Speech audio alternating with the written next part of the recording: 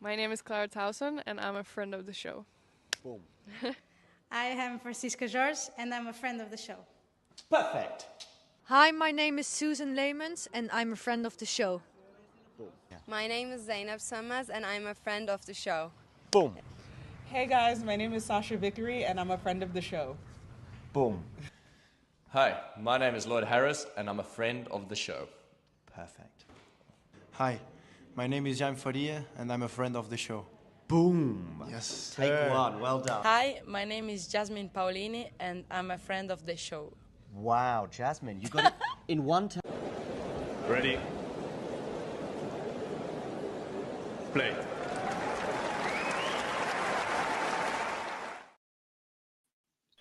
Hello, everyone, and welcome to ATP Weekly. I'm joined by Carson. How are you doing, Carson? Doing well. How are you doing, Fergus? I am very well, thank you. And we should be joined by Brenna, hopefully, any minute now. But, I mean, I'm pretty sure you must have been watching that final in Washington. Davidovich Fokina doesn't get it done. Again, championship points slip away. I mean, where does he go from here? Yeah, that's a good question. Yeah, I mean, really tough moment for him, having championship points. Delray Beach was the other title earlier this year that he had a chance to win against Kecmanovic. And then here was playing really well in the third set. Yeah, second set was all Minaur. Looked like Minaur might run away with it. And then third set began, and Alex just couldn't hit a backhand at all. So, yeah, Davidovich Fokina jumped out to a 5-2 lead, serving for it. And then, was he serving? 5-3, 30 love. Yeah, 5-3, 30 love. Davidovich Fokina, and then it all started. It seemed like it all just came like flooding back. Delray Beach. Yeah. I mean, that third match point especially was absolutely brutal. Alex completely on the defensive. Yeah, the ball, he sent the ball up for a lob. It was such an impressive lob from the position he was in. And somehow managed to scamper the point and keep him alive. And yeah, I mean, is this Alex's best title? I mean, this is title number 10 for de Minaur on the ATP Tour. Is this his best to date? Maybe one of the most memorable. I don't think he's had, say, 3 match points in another one of them. So, yeah, it will certainly be memorable from that perspective. He does have a 1,000 title, so, I mean, maybe overall throughout his career. Minaur doesn't have a 1,000 title. Did he not win Canada 3 years ago? He made the final. He was beaten by Sinner. Yes. Okay. Yeah, remembering that run, but I don't know. Maybe most memorable as far as like how he did it, but yeah. Yeah, Davidovich Fokina it's just a familiar story, and it's absolutely.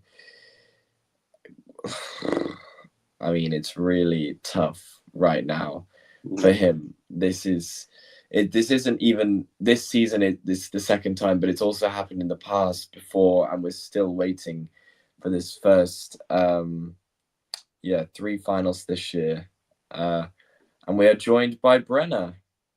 Brenna, how we doing? I'm good. What a crazy 3 hours that was. I know. We were just dissecting it. It's I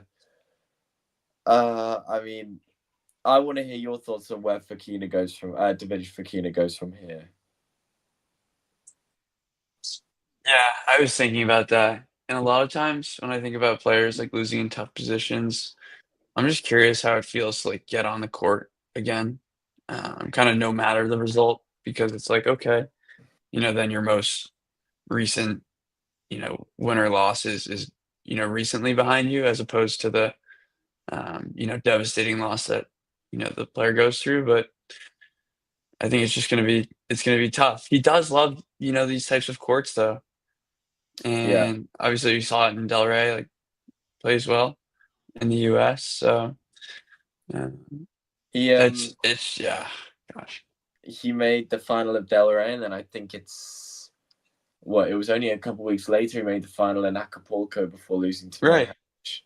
Yeah. So he bounced back well from that, but I mean, I'm sure he'll be getting a flight to Toronto early tomorrow morning, and he will be feeling terrible.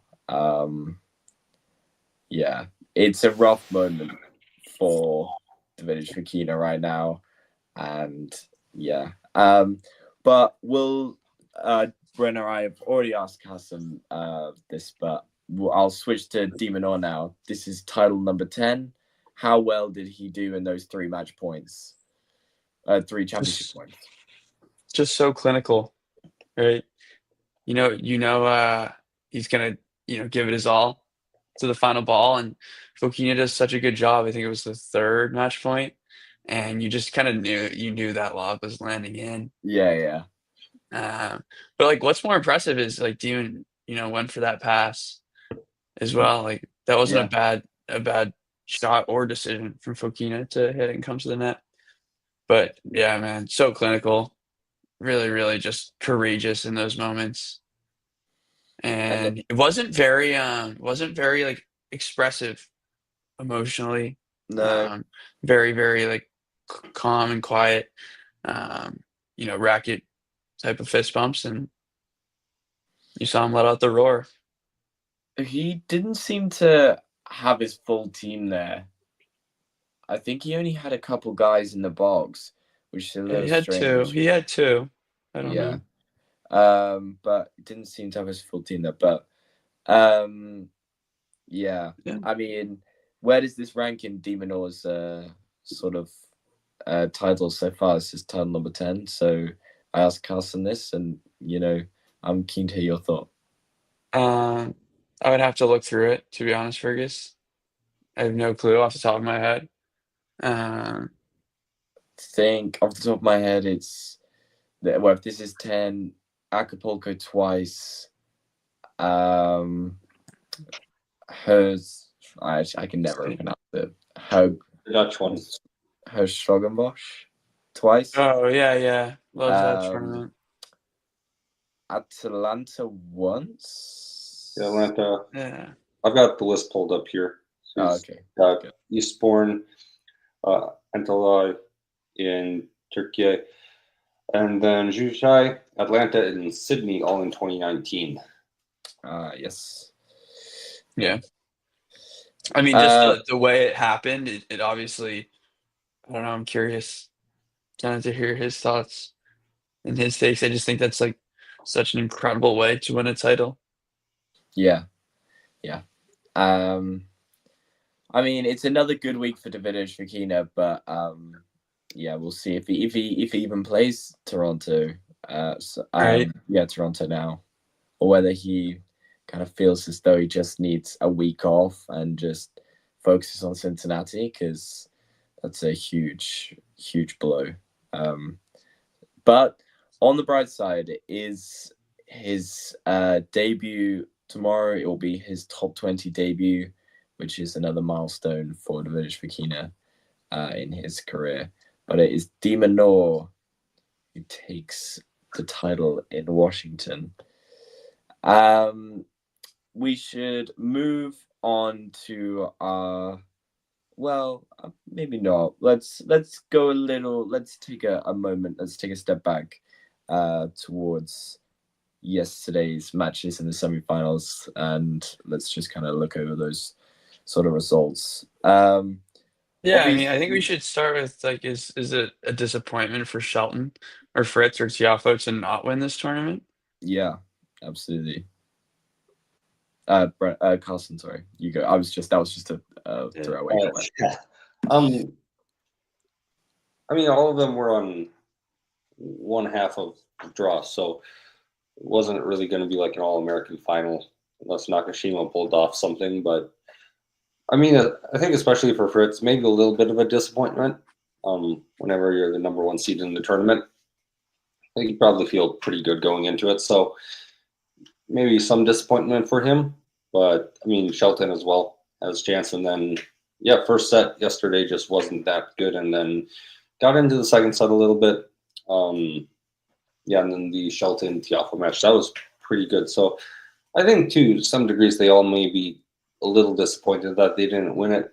Certainly, it's a bit of an open draw here compared to some other tournaments that they're going to be playing in coming up. So, yeah, they have a chance, but I'm not sure any of them were like, other than maybe Shelton getting to semifinals, were like particularly close. Yeah, I think like Washington is a tournament, like the first hardcourt event after, the long clay season. Wimbledon, I think it's always kind of a little bit unpredictable in that sense. And I don't know, I guess kind of being in the home state and having a little bit more crowd presence, you might maybe feel a little bit more pressure to win it, but I just don't think. I think it's always kind of a random tournament every year. Last year was Corda Cabali.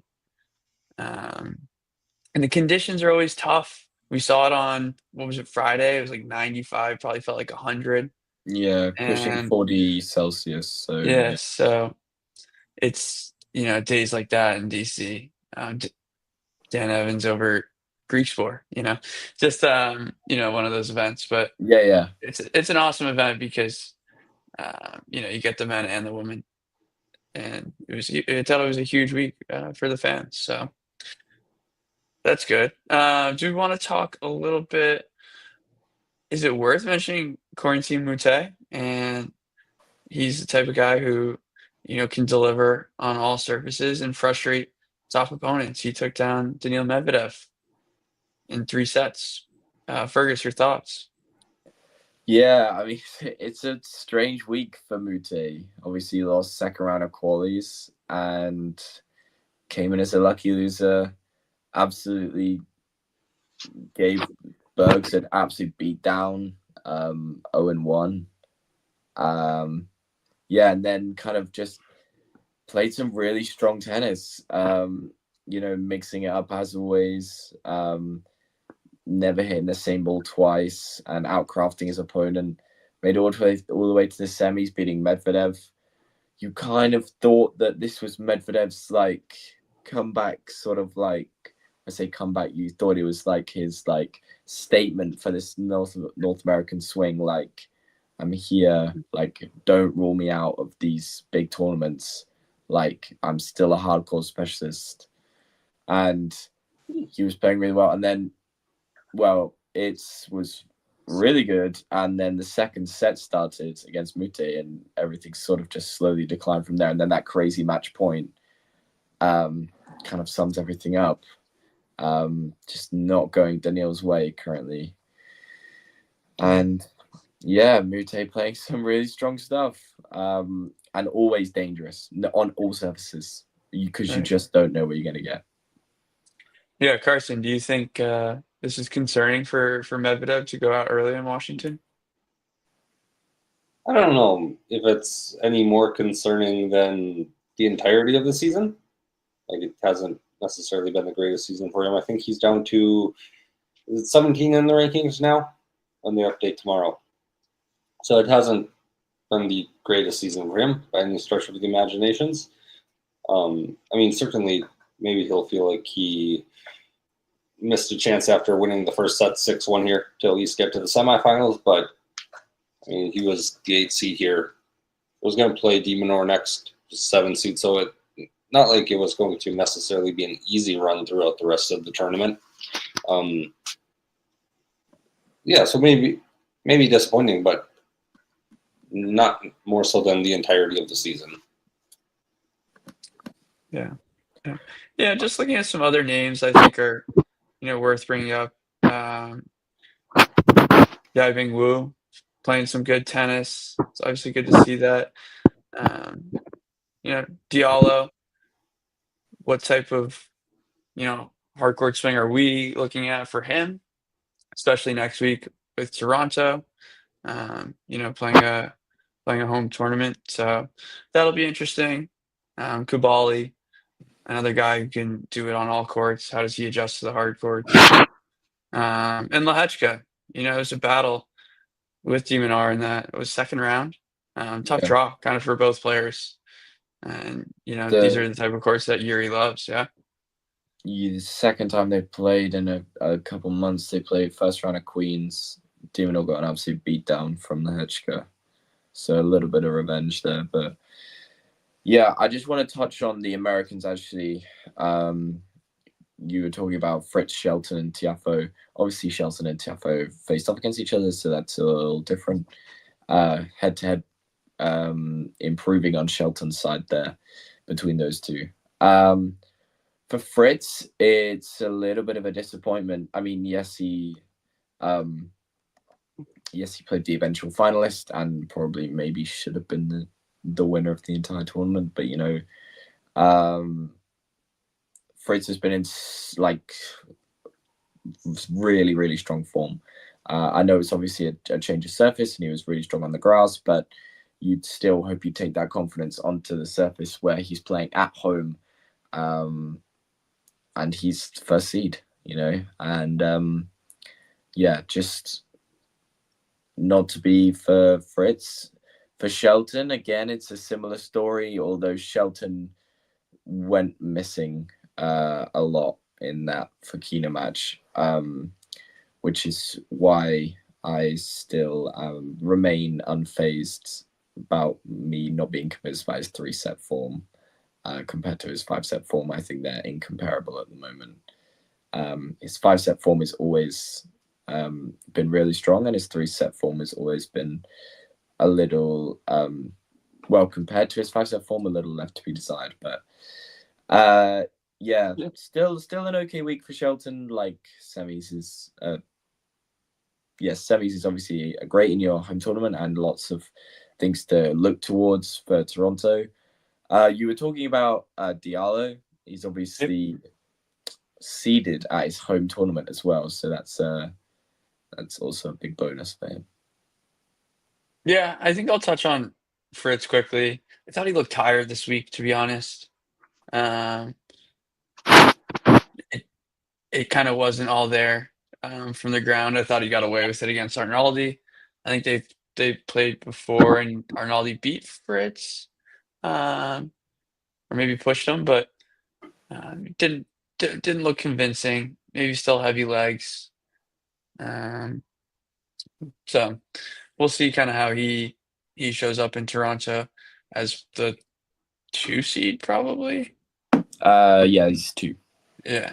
So we'll see if we can get once again, there's a Toronto preview coming, so no need to touch on it now. Yeah. But just kind of see where he is at physically in that tournament. Sorry, I would just like to interject. With the whole scheduling thing, is this not completely crazy? How they're supposed to be playing in tomorrow in Toronto. Carson, I feel like it's just the turnaround is just tiny.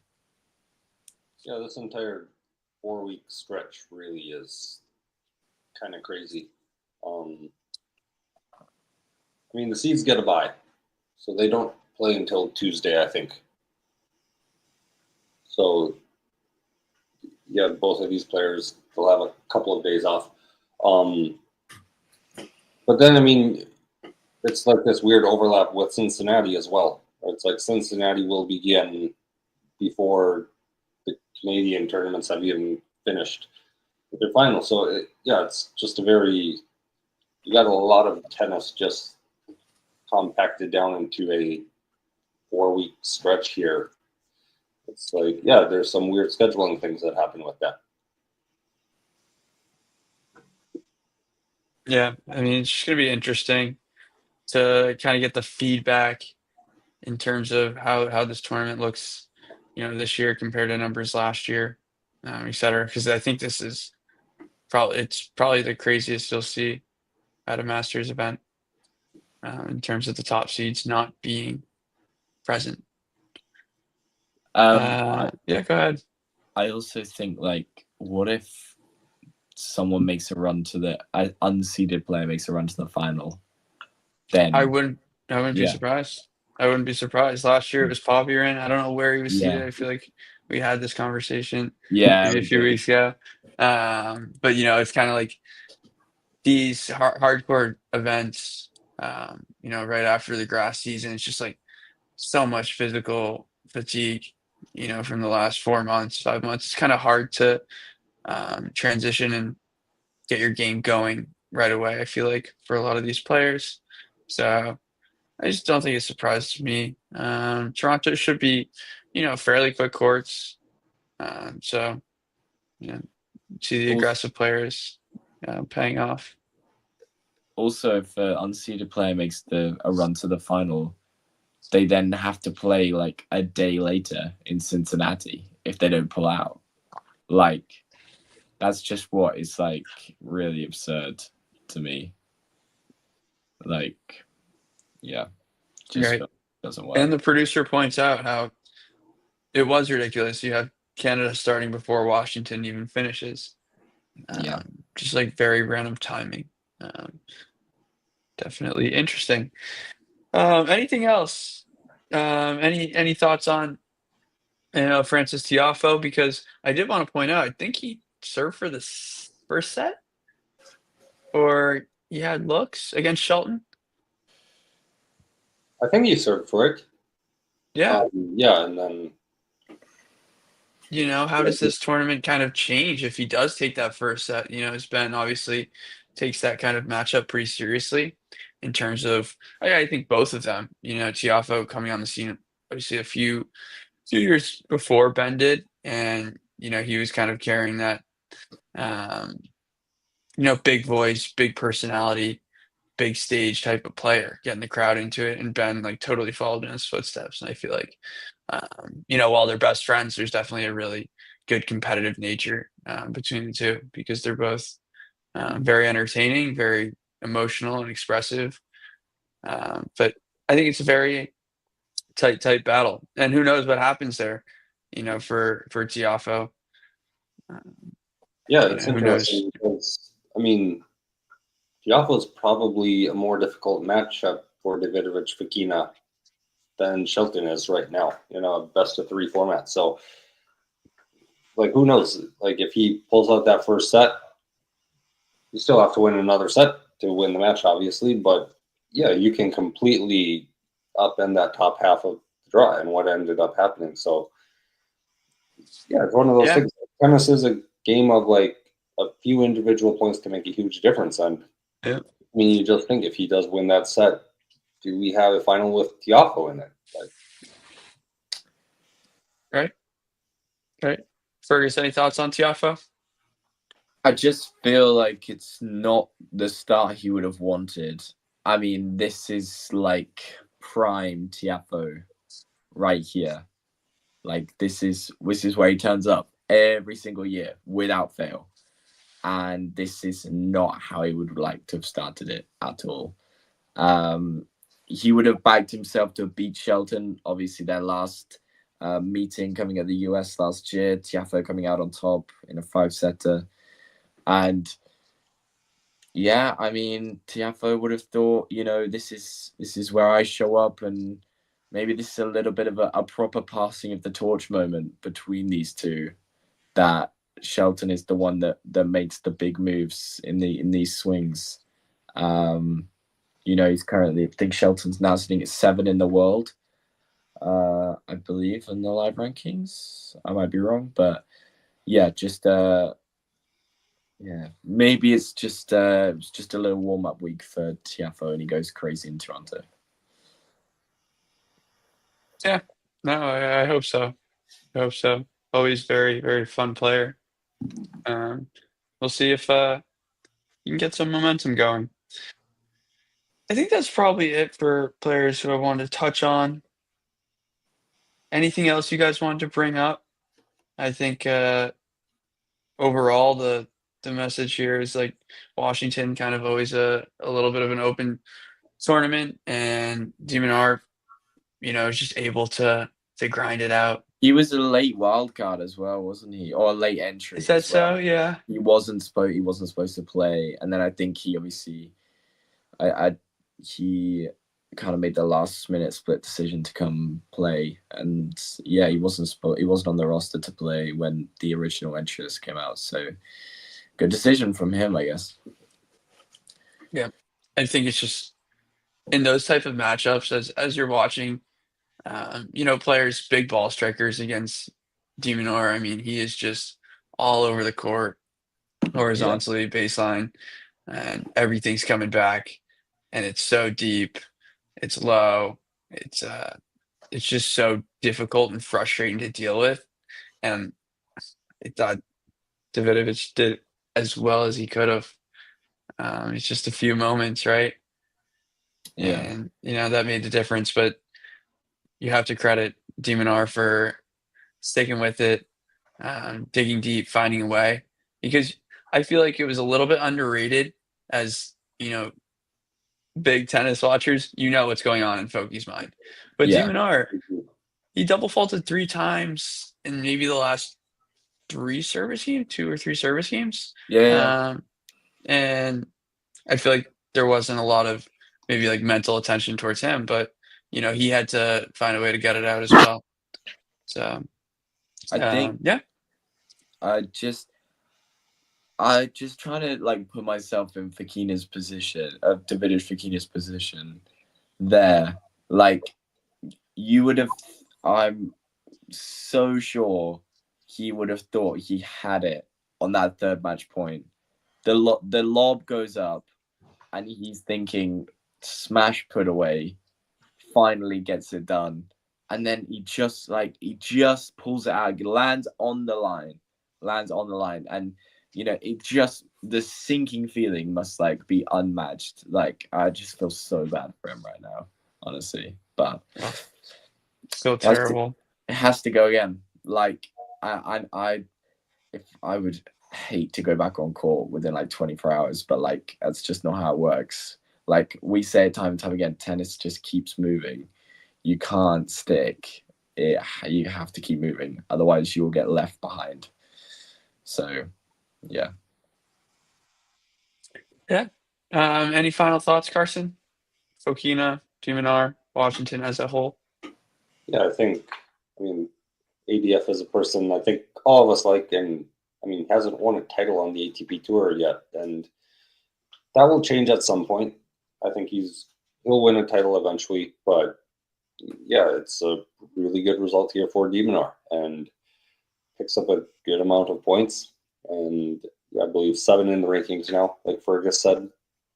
So yeah, he's going to be feeling a decent amount of confidence now, I think, as we go through the rest of this North American swing.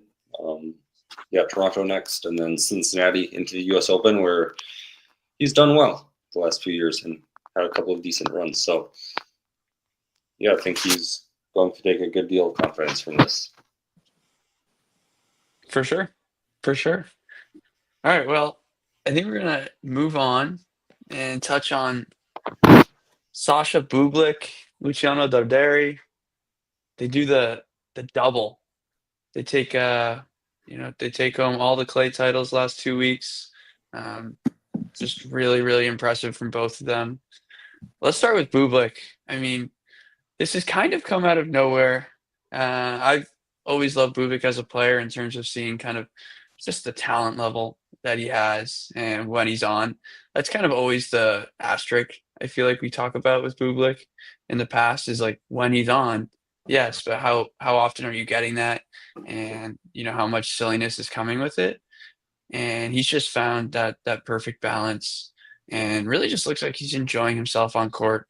And I think that's the biggest thing for him. I mean, we came into the season not thinking much about him on clay, and now he's done it. Obviously at Roland Garros, slower clay, but you have a little bit more expectation when you go to the altitude, and he's totally delivered this year. And think the record is something crazy, maybe like 24-2 since the Turin Challenger. Yeah. It's just really, really impressive. So it's just amazing, honestly. Fergus, your thoughts? Sorry, you said that right the wrong time. Yeah, I mean, he's just been in outrageous form, right? And I actually think it's such a good point. You say he's enjoying his tennis. He looks completely different to when he was, hitting those handle shots in like semifinals and 250s, and it feels like a completely different mindset. He's still out there having fun, playing his showman ways, but in a more pronounced and he's almost like he's found his own way he's nailed down how he wants to play his tennis, and it's really, really good to see. And yeah, he just looks a little bit untouchable at the moment. Yeah. Can I stop you right there, because I think you make a good point in terms of he's really like locked in on his style of play and his timing. And I think a match that was really like defining or just like shows you the difference in mentality is against Shevchenko, right? They're really good buddies. Both represent Kazakhstan. And those type of matches in the past, I don't know how many times they played, but you just understand there's a little bit of a silly vibe out there. And, they're probably both going to take a set and kind of, who knows, Bublik probably pulls it out. But, there's a lot more randomness. And I know it sounds a little bit silly, but just the way he's locked in, he's like, that's kind of like my baby brother in a sense. And he just absolutely took it to him the last 2 weeks. So I think that just kind of helped me see the true determination from Bublik. But Carson, your thoughts on Sasha Bublik? Fantastic week for him. Fantastic 2 weeks for him. He's got 3 titles now on the season, which is one of 3 players to have that many. Himself, Carlos Alcaraz, and a player that we'll talk about in a couple of minutes here also won a title this week. But yeah, fantastic week. And then final today, very solid against Artur Kazo. And props to him for making the finals as well. He has had a very solid week as well, but Bublik's found a different level over these last couple of months. And I remember reading a story on the ATP site about he and his coaching staff after Indian Wells just taking a 3 or 4 day trip into Vegas, just getting tennis out of the system, not even like thinking about that at all, and just having to reset as a team. And yeah, it's definitely worked. He's found something after that over the last 4 or 5 months and is playing absolutely insane right now. Yeah, it's just truly impressive and so fun. I mean, players that we don't really have high expectations for, especially on the clay. That's just the surface that players have a little bit more time to, it takes more time to adjust. And grass is, I feel like, too short to kind of like be in that category. It happens quickly. You do your best to adjust. You're not going to get there. But clay, it's a little bit longer of a season, obviously, a lot longer. And it's fun to watch, players like him and Shelton and Draper trying to, develop that game. And he really just locked it in. Bublik is now an all-courter, and of course has 100% cemented his place as an all-courter. I mean, before this, you would have never wanted him to pull his name out of the draw at any situation. But we have to remember that Bublik in February was 191 in the rankings after he dropped all those points at in Montpellier, yeah, and then Doha or Abu Dhabi. Yeah. Dubai, sorry. Yep. Oh yeah, because we went to the finals. Yeah, went to the final. Where it lost to Humbert.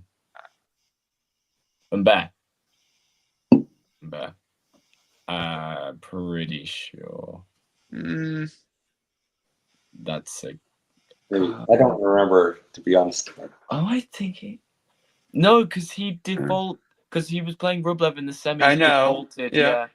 And then I'm 90% sure it was Humbert in the final. Okay, yeah. Regardless, if the producer could confirm that'd be great. But he did go down to 91. Yeah, had all those points. Okay, lost them because he lost first round to Rublev this year, and then he was in a real big hole. Obviously, played Indian Wells, blew off the steam, and then all of a sudden just went crazy. And it's so good to see. And I think Bublik as a person and as a presence on court is exactly what the ATP Tour needs as a breath of fresh air, completely. Yeah, I agree. For sure. He's got there's like a more, wears emotions on his sleeves. Just says what he's thinking. And yeah, it's a little bit of a break from like some of the players now. It's just a very straightforward kind of get cookie cutter answers from them on a lot of things. So yeah, I think he's a good presence for the ATP, and then also just a lot of fun to watch on the court as well. I would just like to confirm it was Humbert in the Dubai final. So well on. Thank you for that, Fergus. All right. I think that's enough there. No other big stories. But the other one that we're going to talk about is Luciano Darderi, who also did the double, wins back-to-back titles. First one in Bastad, and now he gets it done in Umag. I mean, another just fantastic week. Last week in the final, he's down a break in the third. And was it the final? Was he playing Surindel in the final? No. Not last week. He Semi. wasn't. No. Right. Semis. Yeah. Semis. Down a break. I think it was 4-2 in the third. Yeah. Finds a way. Guts it out in the tie break. And, this week it was just battle after battle. And, you're thinking about that kind of like title hangover. And you're thinking about that for both, Bublik and Darderi. But once you start to see it's just automatic for them, they're just in a zone. And Darderi is just so impressive, hammering forehands when he got the chance. I mean, all the matches were, tough, even against saying that first set, how to save break points. And he's really just so fearless in a sense. I mean, he's just courageous on court. And talk about a guy who wears his heart on his sleeve. I mean, he is just going all out, and you know how much it means to him, each and every point. So once again, just well deserved, right? Really like well earned in all of his wins. This slow clay is as slow as it gets, and these are really, really physical and tolling rallies, and he found a way to get on top of them. So congrats to him. Fergus, your thoughts on Darderi? Yeah, it's another great week. I mean, I have to admit, before this year, I hadn't watched an awful lot of Darderi. And then I was like, I saw a couple of his matches. And then I watched him at Wimbledon. I was there on court too. And he against Arthur Ferry. And he was absolutely crushing the ball. Like unrelenting, like no let up whatsoever. Was playing one way, and it was ball bashing, and it was really like. And I know we say like ball bashing is like Rublev sort of stuff, but it was very different. It was like it was really quite interesting to watch, and yet again, this kind of the grindy long rallies just seem to suit him so well.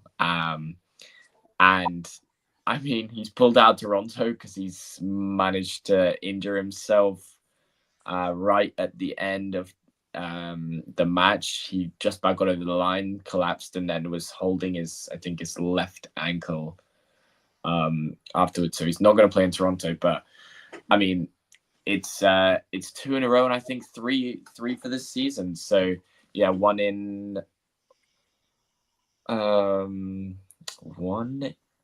in. Hmm. No, I just can't remember the name of the place. I know it's Morocco. Was it in Morocco? Yeah, Marrakesh. Yeah. Yeah. But yeah, another great Cool. week for him, and he's playing super, super well. And hopefully that ankle injury isn't too serious. Can come back and reset for Cincinnati, where it's a big shift from long drawn out heavy points to kind of short sharp points on the fast hard courts. But too good. Carson, your thoughts? For him, week off of tennis, week and a half off, I guess, will probably be good for him just to get healthy again. But yeah, I was very impressed with him this week. I was really impressed with his just mental fortitude, especially in the quarterfinal match against Dino Prismic, who's been on fire over the last couple of months. Lost the first set 6-1, and then just dropped 5 games the rest of the way to come back. So I was really impressed to see just how he was able to mentally control himself after a pretty terrible first set there. And then, just ran away with the match after that point in what's a pretty tough matchup right now. So, fantastic week for him. Hopefully he can get healthy here before Cincinnati and the rest of the hard court runs through the rest of the year.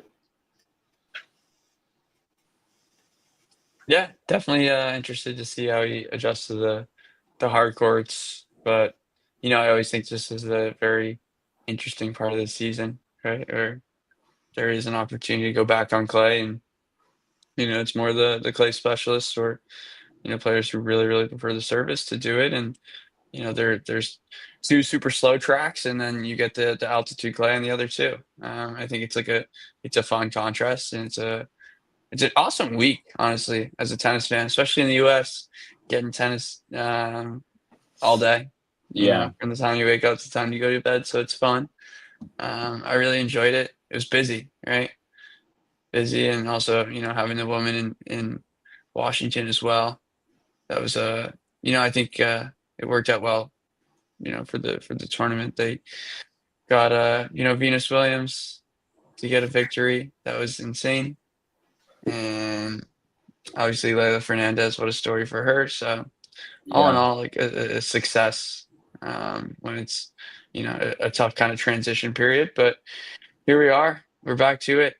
It is time for a Masters 1000 again, and we're going to Toronto. The draw did come out, and obviously the headline or the biggest story for the tournament is the lack of the top seeds. Jannik Sinner, Carlos Alcaraz, Djokovic. Now seeing Popyrin retire. I didn't follow that, but Draper's not playing. Djokovic, I think it's some crazy stat. Do you guys know how many top 30 players aren't playing? So it's like you said, it's wide open. Any thoughts on the Masters 1000 event that approaches? Well, that started actually. We are in round 1. Yeah, I literally didn't even. I just completely didn't know. Like, I got a notification that Fernley was playing, and I was like, I didn't even realize he was playing today, and because I just didn't realize that it started today. Right. There's actually been a couple really good matches today. Monfils played an absolute worldie, and so did Sapulin versus it was Sapulin versus Blanchett. Yeah, Blanchett. Sapulin winning 11-9 in the final set breaker.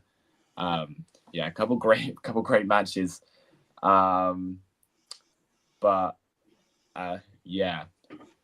terms of Toronto, I don't think it's being taken seriously this year. You can't squeeze that much tennis in. Nobody wanted this. No one asked for it. Literally 0 people asked for this to be extended, and you've still managed to do it. It's really impressive. I mean, I don't know what they were expecting. Like, you have guys playing Washington, Toronto, and Cincinnati, and you're expecting them to play all three back to back with like no days rest, no time to go home unless you live in the US or Canada, I guess, and like no rest days at all. Like, it's just not going to work. And I also find it so bizarre. What is this one round of qualifying thing? Like, so weird. Is that what that was? I couldn't tell. It was just for the guys, all 32 were seeded, and it was one round of qualifying, and then you just go straight into the main. Yeah, I don't really like that so much. Stop trying to mix it up, guys. We've done the system for so long. This is how we do it. Don't mess with it. It's fine like this. Like, focus on your schedule instead of trying to play one round of qualifying. What the hell's that about? Yeah, like on one hand, it's just a lot of qualifiers in the draw, which format your tournament however the ATP allows you to format it, I guess. But it's a lot of qualifiers, and then I feel like if you want that many qualifiers, make it at least 2 rounds. Then, like, give a few more players an opportunity to learn how to compete at this level. Not a fan of it, but there was like a crazy stat that I saw about how many people pulled out of Toronto qualifying. Oh my god. Yeah, the list is, if anyone can see my screen, that's how long the list of people that withdrew from Toronto qualifying is. Like, it's a long list. Like, people can't play this, so and has the schedule for 26 hasn't come out yet, has it? It has actually. Is it the same?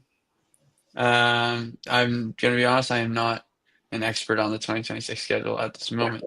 We're not even past our final slam of the year. Sorry, let's focus on the now. Should we take a peek and find maybe our favorite match or two from tomorrow? Let's do that. Yeah. Fonseca will be on court. He's playing Tristan Schoolkate. Obviously excited to see what Fonseca can do. All the 1000s, and just a bit more amplified. Let's see. Yeah, nothing really crazy.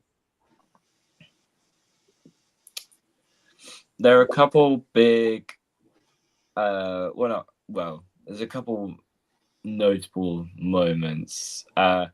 Actually going on right now, Jerry Shang is finally back on court after I know years out. So that's good to see. He's currently a breakdown to James Dugworth. But also I'm just curious, this is less ATP, but did you two see the Andreescu incident? No. Nope. She had match point against Krejcikova, rolled her ankle, was like screaming in pain, crying on the court. She got up, played 2 points. Krejcikova made 2 unforced errors, and she won the match. You're kidding. With one foot. Wow. That's crazy. Yeah. Was she limping? Yeah. Yeah. So that match against Andreeva is probably not happening. Yeah, I mean it looked real bad. That's tough for her. Yeah. I feel bad for her. Yeah, it was. Yeah, she was screaming on court. It was quite bad. But right. Favorite matches for tomorrow. Yeah. I unfortunately didn't find ones that I was really, really excited for. Oh no.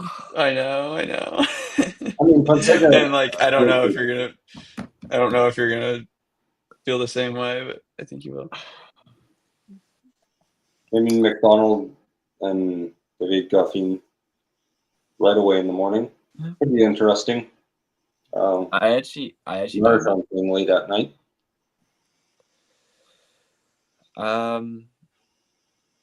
maybe Giron Mannarino, just because I want to see what Mannarino's like on a hard court.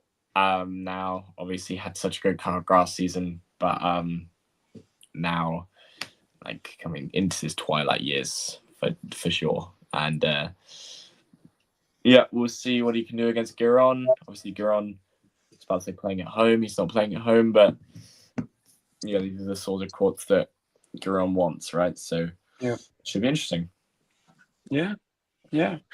Well, that's it for me on my end. Any final thoughts? Nope.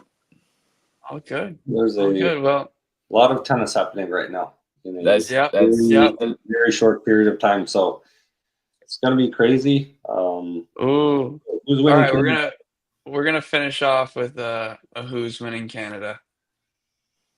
Oh, is he even gonna play? 80. Maybe he's with Toronto. 80, Already. yeah.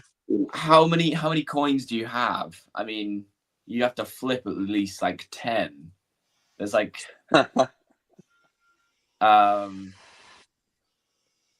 just gonna do a peek and guess. All right. Yeah, I need to look at the draw quick and see. Look, if Zverev or Fritz are going to win a 1,000 this year, this is their best opportunity to do it. Can we please have a Zverev Fritz final so I Fritz would can love that. win again? That'd be so funny. I want. Oh, and Arthur Fees is yeah, back. Fees is back. Fees Yeah, is back. he's back. That's good. I'm gonna go Tiafoe. Oh, really? Yeah. No one saying Popperin from the double. No one saying Right. Popperin from the double. I mean, is he even going to play? Who knows?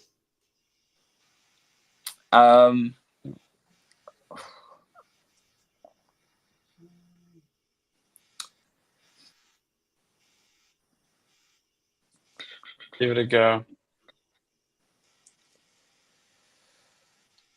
Is it Zverev? No, still no. No way. You'll never convince me ever to pick Zverev to win a tournament again. Moutet has a decent draw. Yeah. Yeah. I just you're just not like, you're not gripping me with that sentence, Carson. You're not like you're not like, it's not winning me over. Yeah, I'm not sure we're going to get a Miami situation where someone in the 50s wins the title here. But I feel like it, for some of these players that are in the 5 to 15 range in the rankings that are playing, like, this is a great opportunity to win a title. I'm going to say Medvedev. Really? I'm going to say Medvedev. Yeah. Or, yeah, it could be Mensik. No, Mensik's going to win Cincinnati. I'm calling it now. Mensik is winning Cincinnati. I'm calling it now. Yeah, I think, I'm going to say Fritz. Do you have a take, Fritz? I'm going to say Fritz. I mean, the second round matchup is not, he should win that, whoever it is. And then, I mean, maybe you have Diallo in the third round. But I'm not sure if that's, like, too scary. Like, that's still a player that he should be able to win. I have a slightly, like, rogue question, but just, like, as a little, like, last thing. Who is the bigger, like, home favorite for this tournament? Shapovalov or Auger-Aliassime? I thought you were going to say Diallo. Oh, Diallo. Actually, yeah. I mean, Chapo, I don't think he's far away. Or Diallo. Yeah. I mean, I think it's Diallo of the three. Like, FAA hasn't been playing much. Shapovalov, he started out the year very well, but I mean, I think it would be Shapo, to be honest, from like a crowd perspective and legacy. You know, people love coming back. But yeah. Well, thank you so much for joining, guys. A lot of fun. Looking forward to, Masters 1000 event. Absolutely. And as I said, it's a great week of tennis ahead. Thanks so much. Thank you. Everyone else, until next week, you know the drill. If you enjoyed this video, make sure you hit that like button. Don't forget to subscribe and click that notification bell so you don't miss out on all things tennis.